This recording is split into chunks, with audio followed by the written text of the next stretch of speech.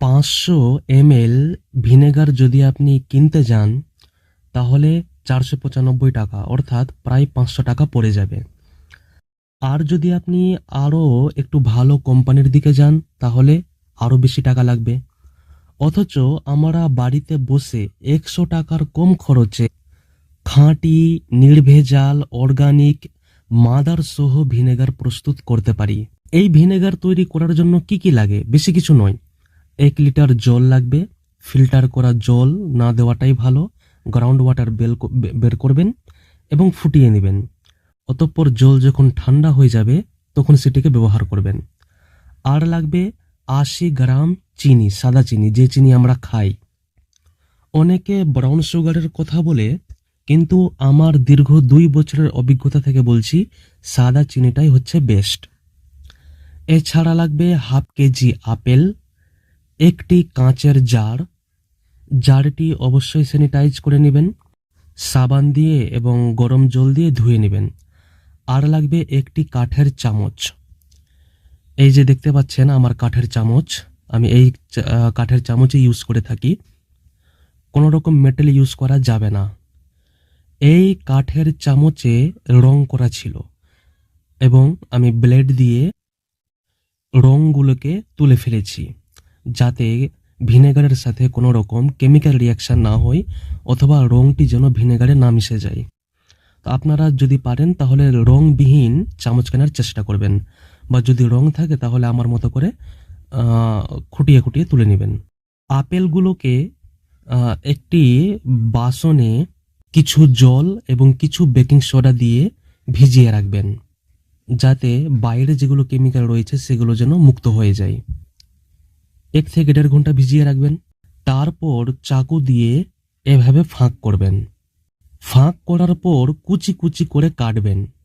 যত ছোট করে পারেন কাটবেন, বড় বড় করে কাটবেন না, কিন্তু ছোট ছোট করে কাটবেন যত ছোট পারেন। তবে গ্রিন্ড করবেন না, কারণ গ্রিন্ড করতে গেলে আপেলের খোসায় যে ইস্ট রয়েছে যা ফার্মেন্টেশনে সাহায্য করে, তার কর্মক্ষমতা কিন্তু নষ্ট হয়ে যাবে। তাই গ্রিন্ড করবেন না, যত পারবেন ছোট ছোট করে কুচি কুচি করে কাটবেন। তারপর 1 লিটার জলে 80 গ্রাম চিনি ভালোভাবে গুলে দিবেন। চিনি এবং জল যখন মিশ্রিত হয়ে যাবে তখন এই কুচি কুচি করে কাটা আপেলগুলোকে জলের মধ্যে দিয়ে দিবেন। তারপর সুতির কোনো একটি কাপড় অথবা টিস্যু পেপার দিয়ে জারের মুখটাকে আটকে দিবেন।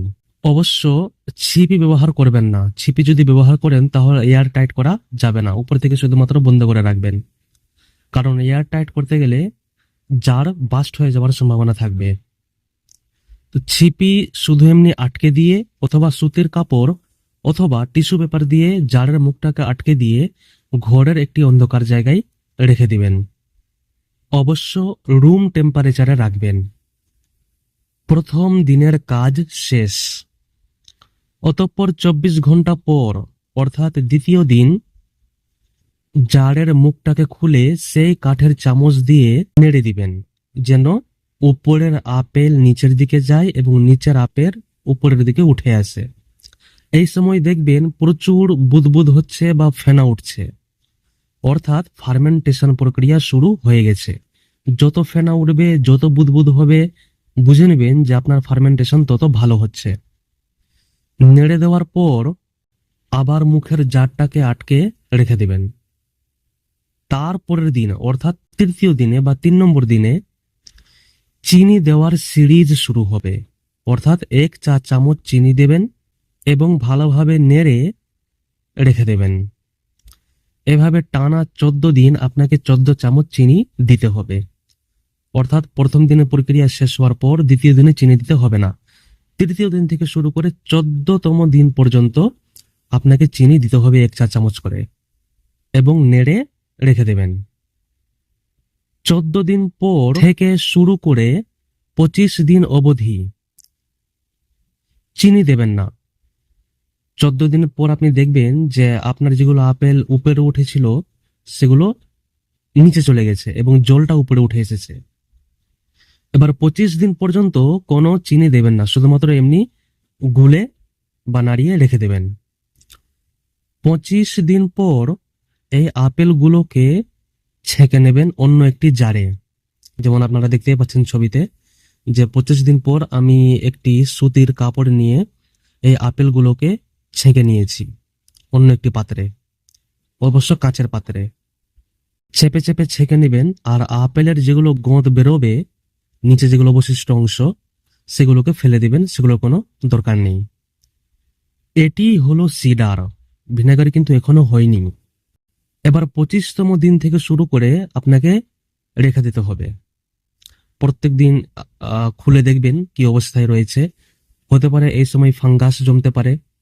উপরে যদি সাদা পাউডারের মতো অংশ দেখতে পান, তাহলে সেটি মাদার ভেবে ভুল করবেন না, বরং সেটি ফাঙ্গাস হতে পারে, যেগুলো ভেঙে যায়, এক জায়গায় গুটিয়ে আসে না। সেগুলোকে প্লাস্টিকের একটি চামচ দিয়ে তুলে ফেলে দিবেন। এবং প্রত্যেকদিন যদি আপনি কাঠের চামচ দিয়ে যদি নাড়তে পারেন, তাহলে ফাঙ্গাস জমার সম্ভাবনা থাকে না। অবশ্য এই সময় যদি আপনি ভিনেগার অথবা মাদার যদি যুক্ত করে দিতে পারেন বা মিশিয়ে দিতে যদি পারেন, তাহলে মাদার আসতে আর দেরি হবে না এবং ভিনেগার প্রস্তুত হতেও আর দেরি হবে না। জলের পিএইচ লেভেল খুব তাড়াতাড়ি কমে যাবে এবং মাদার চলে আসবে এবং ভিনেগার তৈরি হয়ে যাবে। কিন্তু যদি মাদার না থাকে, ভিনেগার যদি না থাকে, তাহলে একটু ধৈর্য ধারণ করতে হবে। যত দিন যাবে ভিনেগারের কালার তত গাঢ় হবে, অর্থাৎ রং তত লালের দিকে যাবে। যেমন এই ছবিটা আপনারা দেখুন কত লাল হয়ে গেছে। প্রায় 1 মাস পর, অর্থাৎ সম্পূর্ণ প্রক্রিয়া 2 মাস কিন্তু হয়ে গেল। তো 60 দিনের মাথায় আপনারা দেখতে পাবেন যে জলের পিএইচ লেভেল অনেকটাই কমে গেছে, একেবারে স্বচ্ছ হয়ে গেছে, আগের মতো আর ঘোলাটে নেই। যেমন এই ছবিতে আপনারা দেখুন কতটা স্বচ্ছ হয়েছে। এবং খেতে হবে ভীষণ টক এবং ঝাঁঝালো। আর দেখবেন যে কিছুটা হলেও মাদার চলে এসেছে।